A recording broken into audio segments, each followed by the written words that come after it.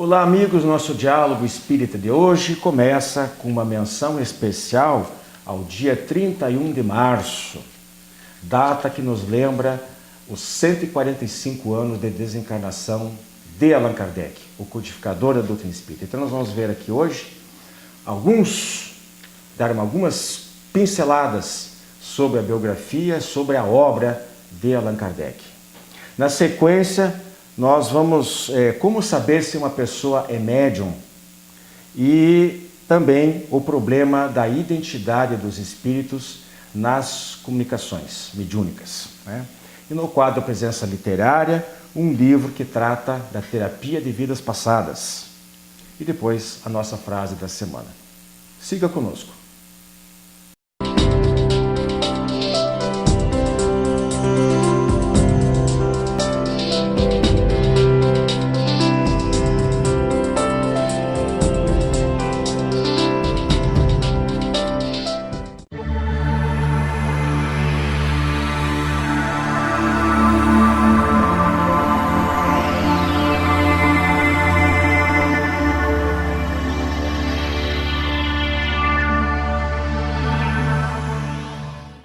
Meus amigos, nós denominamos aqui Kardec como uma estrela espiritual para a humanidade.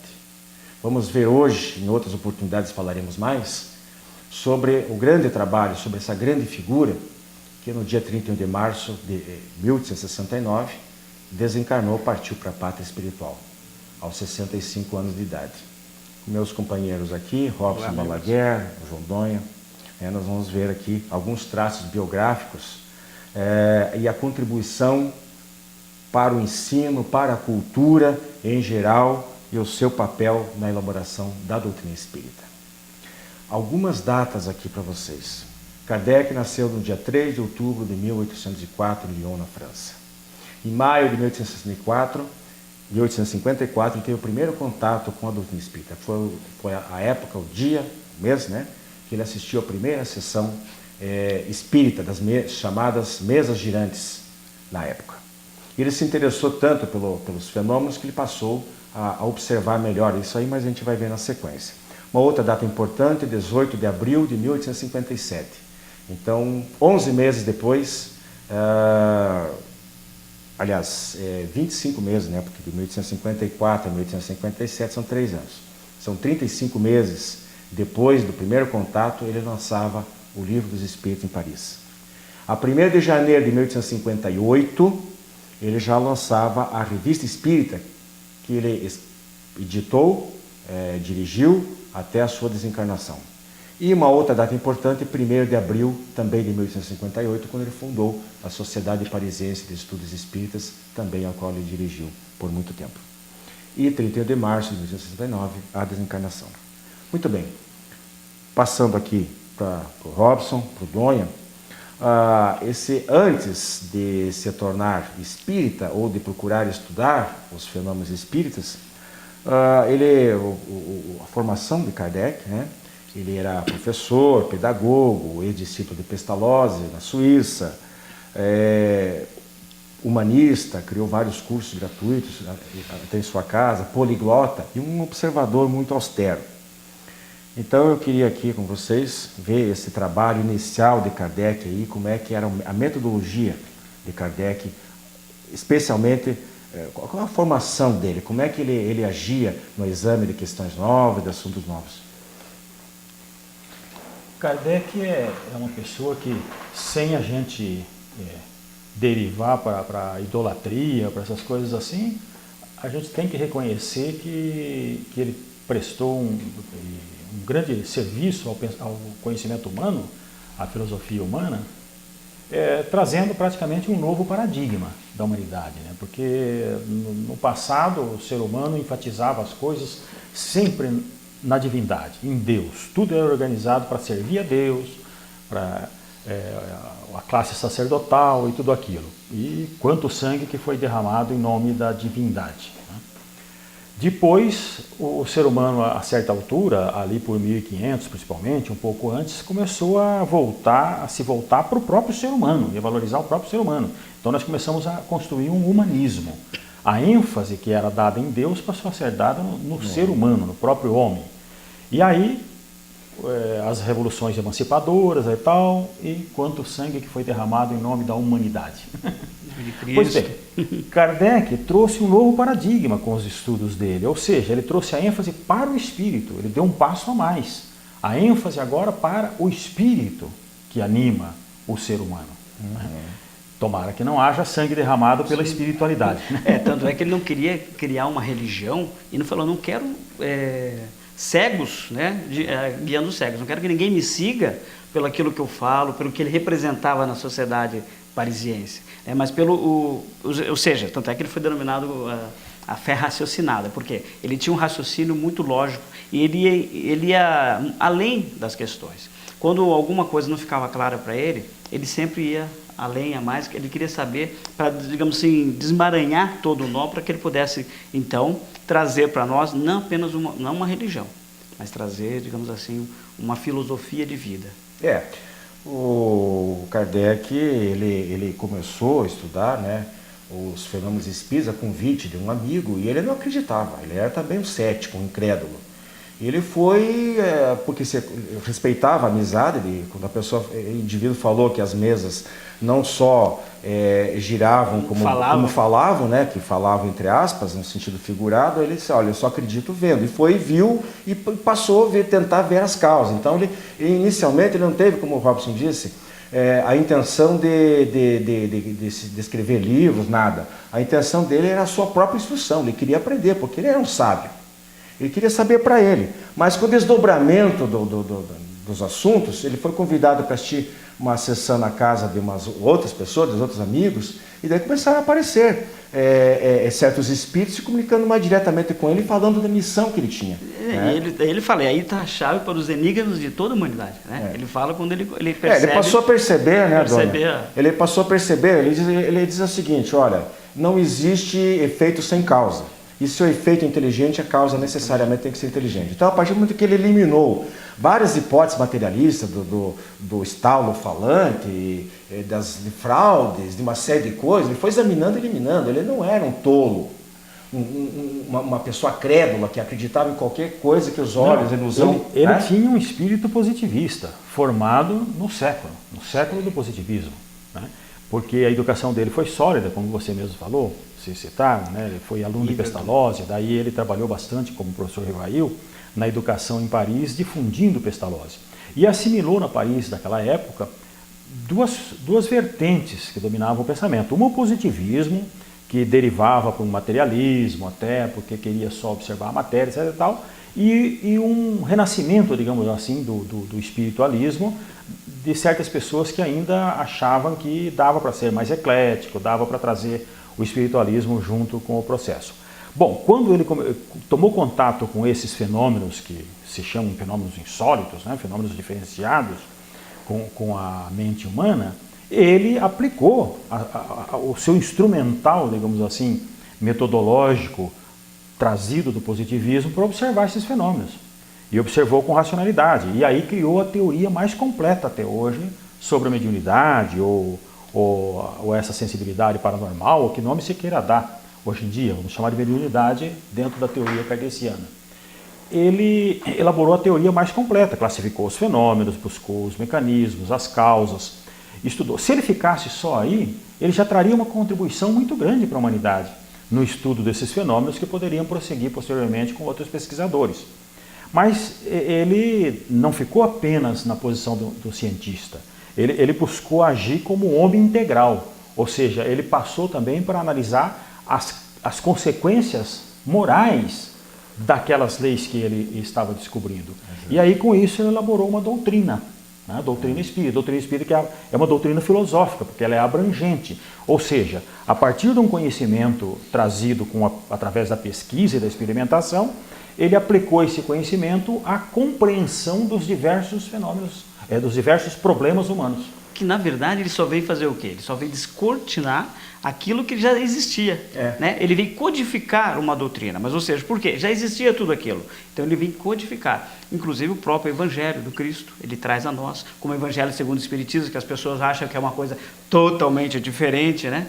Não, então ele vem trazer isso. E a missão dele não foi fácil, não. Não foi fácil. Ele foi perseguido, ele teve, como todos, digamos assim, os outros grandes intelectuais, ainda até hoje sofrem essa perseguição, essa injustiça, que na época também... Toda mudança, né, toda ideia nova, ela encontra muita resistência, especialmente lidando com, na época, enfrentando o clero, teve livros queimados no Auto de Fé de Barcelona, 1861, uma série de coisas. Então, realmente, primeiro ele separou os chamados fenômenos sobrenaturais, supersticiosos, efeitos de charlatanismo, etc., e foi separando o joio do trigo, né, como se diz no Evangelho, aquilo que era verdadeiro e foi autenticando, juntamente com os espíritos. Mas é importante que a gente ressalte aqui que o Kardec não foi um mero secretário dos espíritos, né, Dona? Ele teve um papel muito ativo, até porque ele diz que a doutrina espírita é um trabalho conjunto do plano da dimensão espiritual, por iniciativa dos espíritos e pelo caráter da revelação, mas pela elaboração humana, que foi feita basicamente por ele e é continuada por nós hoje.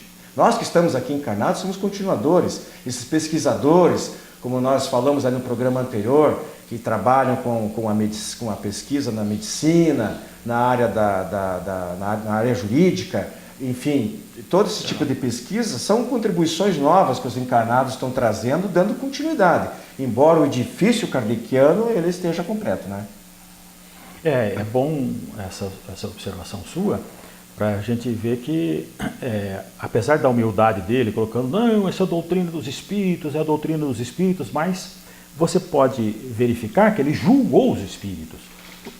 Tanto é que os classificou.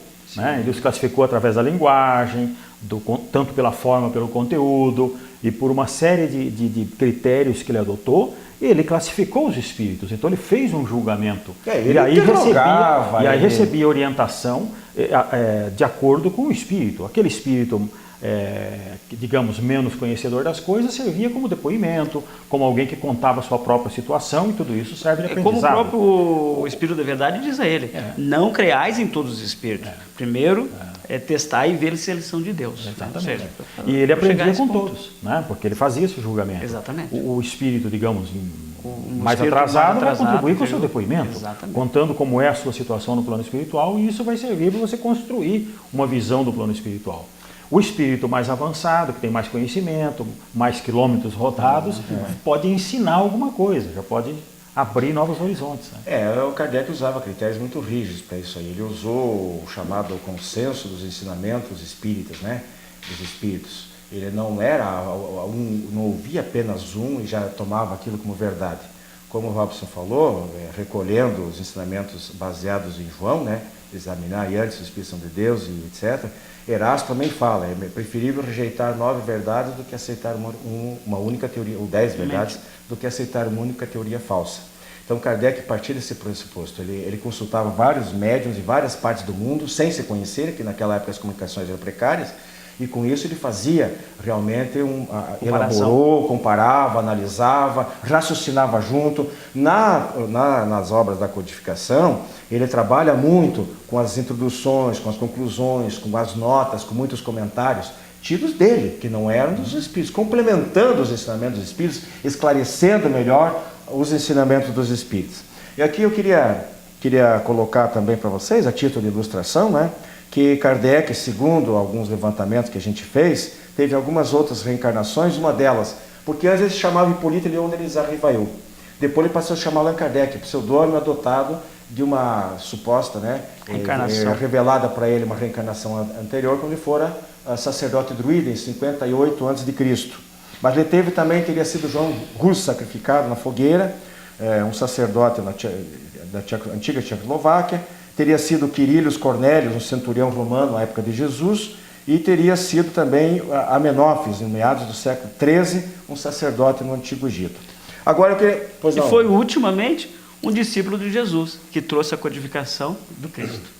Ele teria sido o centurião ao tempo de Jesus, né? Não, eu digo isso porque às vezes as pessoas fazem uma confusão, porque a gente segue Kardec, vocês não seguem Jesus. Não, a Kardec é discípulo do Cristo. Sim, mas não foi reencarnado, não, nada a ver com a reencarnação. Não, reencarnação. Exatamente, eu quis fazer uma... Agora, só queria fazer para a gente já quase chegando no final do seu programa, eu queria que vocês diferenciassem um pouquinho, Dom e Robson, o trabalho missionário de Kardec em relação ao grande médium Chico Xavier, né?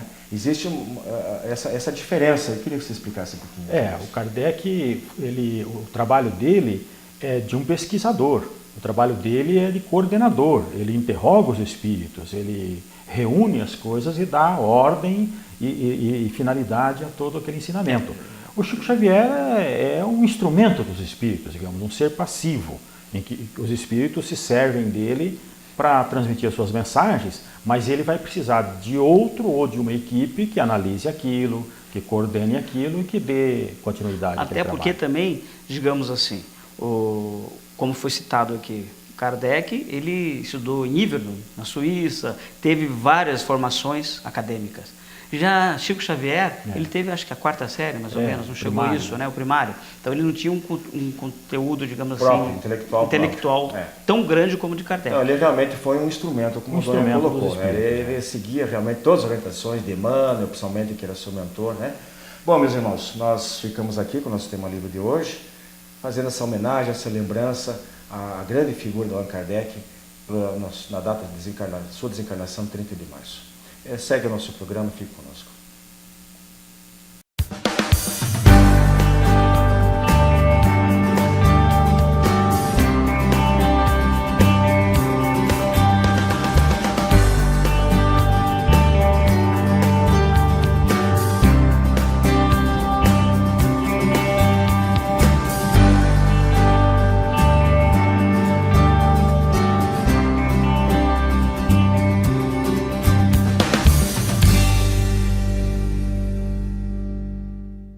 Você tem um familiar ou amigo com problemas de álcool ou drogas? Venha conhecer a comunidade psicossomática Nova Consciência em Capivari, uma clínica com médico, psicólogo, terapeutas e especialistas no tratamento da dependência química. Atendemos pacientes do sexo masculino com período de recuperação de 4 a 6 meses para desintoxicação, terapia, conscientização e renovação de valores. Maiores informações, acesse comunidadenovaconsciência.com.br ou ligue 34917000 com Saulo ou Arnaldo. Você que é distribuidor ou administra uma livraria espírita, não pode deixar de conhecer os livros da Editora M de Capivari, São Paulo. São mais de 350 títulos com dezenas de campeões de vendas. Peça o catálogo e dê aos seus clientes a oportunidade de conhecer os excelentes livros da Editora M. Contatos pelo e-mail vendas@editoram.com.br ou telefone DDD 19 3497 7000.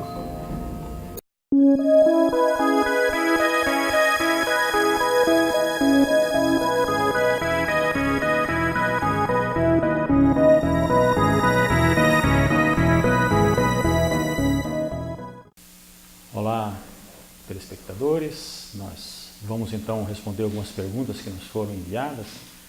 E lembrando que todos aqueles que tiverem dúvidas sobre o Espiritismo podem enviar perguntas aqui que a gente tenta responder na medida das nossas possibilidades, né?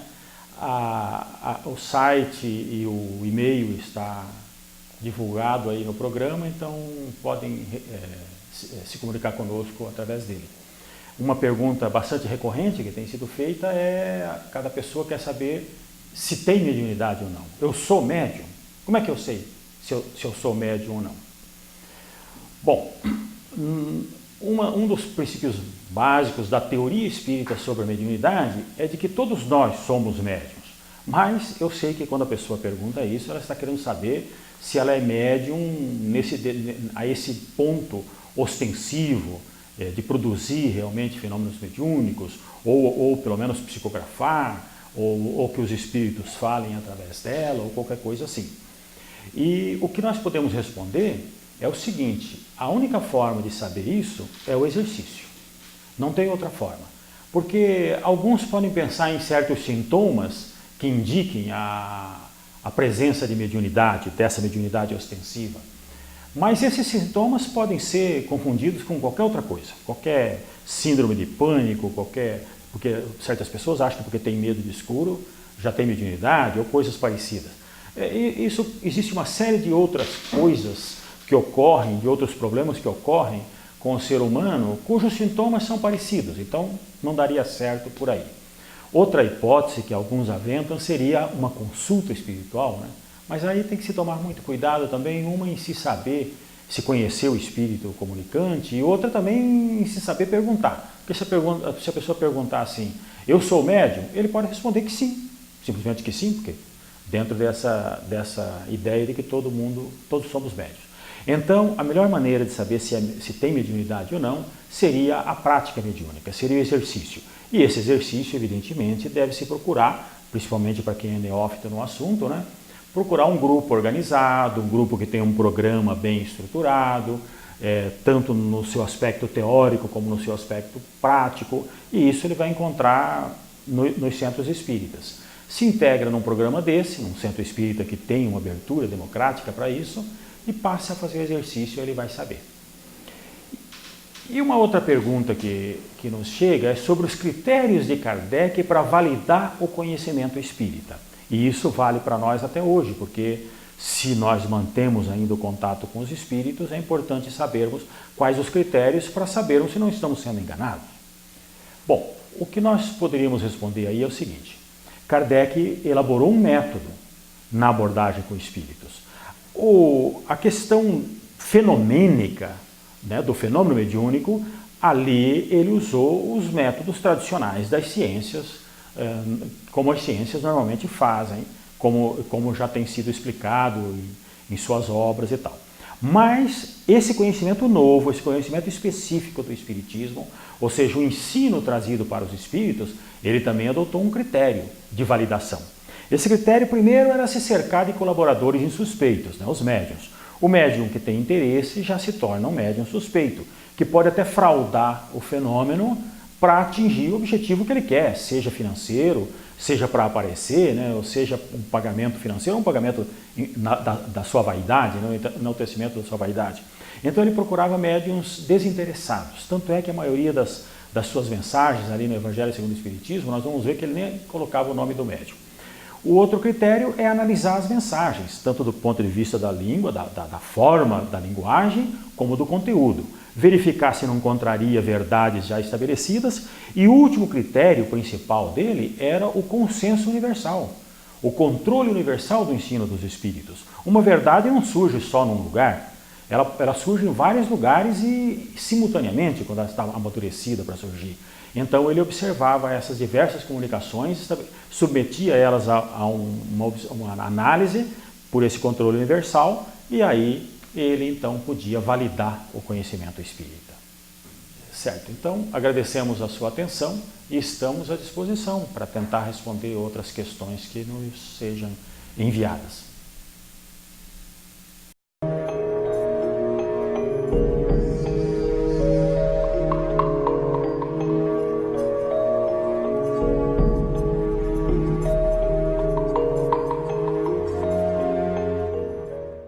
Nosso quadro de hoje é Presença Literária.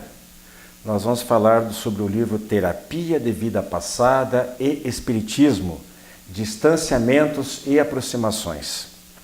O autor é Milton Menezes. O livro foi publicado pela editora Lei Merri, 1998, a primeira edição. Prefácio do conhecido médico Jorge Andréa dos Santos. Infelizmente, nós não conseguimos localizar em nossa biblioteca o livro para mostrarmos aqui, mas nem por isso vamos deixar de falar sobre ele, porque é um livro muito interessante. E o interesse desse livro, meus irmãos, passa não só passa para pacientes, digamos assim, pessoas que têm problemas, todos nós temos problemas, mas eu digo assim, mais específico, sobre reminiscências de outras encarnações que não conseguem resolver, coisas que os médicos não conseguem, os psicólogos não conseguem, psiquiatras também não conseguem descobrir as causas, acabam tomando medicações pesadas como fobias, certos traumas, síndrome de pânico, essas coisas são de difíceis resoluções, né? Mas também para terapeutas, né? Terapeutas que trabalham com isso aí, para estudiosos espíritas em geral. Não é porque nós não temos esse tipo de problema e que não somos terapeutas que o assunto não nos interessa. Tudo interessa ao espiritismo e aos espíritas. Então não é uma terapia, a gente tem que explicar aqui, deixar claro que não é uma terapia a ser praticada dentro das casas espíritas. É para ser trabalhado por especialistas, com formação adequada e fora da seara espírita. O problema que nós temos aqui é a conotação, a relação que tem com o espiritismo, principalmente por envolver a reencarnação. Então a terapia de vida passada, para o nome está dizendo, vai buscar, através de regressões de memória, as causas lá atrás de problemas que não conseguem ser resolvidos na vida atual, que prejudicam, como nós vamos ver aqui num exemplo final da nossa exposição. E essa terapia da vida passada, ela também não deve ser praticada nas casas espíritas, também não pode ser marginalizada, né? Não com argumentações dogmáticas, divorciadas da ciência. Nós temos que tomar conhecimento dela, ver as suas bases, os seus fundamentos e ver em que ela pode ser útil, né, para qualquer indivíduo. O autor é formado em psicologia, pós-graduação em terapia de vidas passadas pela Sociedade Brasileira de Terapia de Vidas Passadas em Campinas e tem a sua clínica onde ele atua. Demonstra uma competência, a gente vê no livro, lendo o livro, ele demonstra uma competência profissional, honestidade intelectual e um desinteresse pessoal. Ele não fica puxando, não fica forçando a barra para nenhum lugar, para defender os seus pontos de vista, com argumentações sólidas. Ele efetuou uma pesquisa com 458 pessoas em 18 estados do Brasil, antes de escrever o livro, para saber por que as pessoas são contra a terapia de vidas passadas. Os espíritas são contra. 72% afirmaram que porque se recorria à terapia de vidas passadas, TVP para nós, por curiosidade. 43,5% porque prejudicava o esquecimento do passado, que é defendido por muitas pessoas, os espíritos falam que é necessário, etc. E 51,8% por necessidade do sofrimento para pagamento de dívidas contraídas em vidas passadas. Essa é a visão que os espíritas têm. Ele depois enumera hipóteses, as hipóteses mais comuns dos terapeutas não espíritas, para explicar os relatos obtidos.